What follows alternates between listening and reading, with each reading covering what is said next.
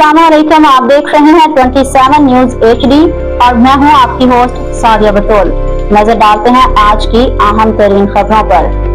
रहीम यार खान से हमारे ब्यूरो चीफ अब्दुल गफूर विर्क की रिपोर्ट के मुताबिक खानपुर के इलाके कॉलोनी 104 अड्डा 121 वनाल के करीब बागो बहार रोड पर मुबैना तौर पर डकैती के दौरान फायरिंग के नतीजे में एक नौजवान जख्मी हो गया। रेस्क्यू ज़राए के मुताबिक जख्मी की शनाख्त खालिद हयात वल्दुमर हयात उम्र 29 साल रिहायशी चक मूसे वाला बागो बहार के नाम से हुई है। नवाहिकीन के मुताबिक खालिद हयात डकैती के दौरान मुज़ाहमत पर डाकुओं की फायरिंग का निशाना बना। गोली उसके बाएं बाजू फोराम पर लगी जिसके बायस वो शदीद जख्मी हो गया। रेस्क्यू एहलकारों ने जख्मी को इब्तदाई तिब्बी इमदाद फराहम करने के बाद तहसील हेडक्वार्टर अस्पताल खानपुर मुंतकिल कर दिया, जहां उसका इलाज जारी है।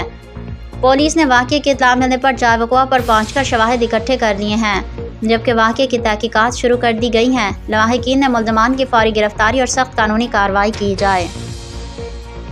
मज़ीद खबरों और अपडेट्स के लिए देखते रहिए 27 न्यूज HD।